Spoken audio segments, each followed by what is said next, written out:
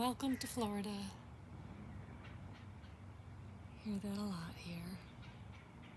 You're in St. Petersburg. It is located on the Gulf Coast between Tampa Bay and the beaches. Check out these pink flowers. Tell me what you notice here. Maybe some red ones too. That's right. This is a switch over here. This is a rock. So all of these flowers are growing actually out of the rock directly, not clumps of dirt sitting on the rock. No, these are actually on the rock. Nature will find its way if you let it.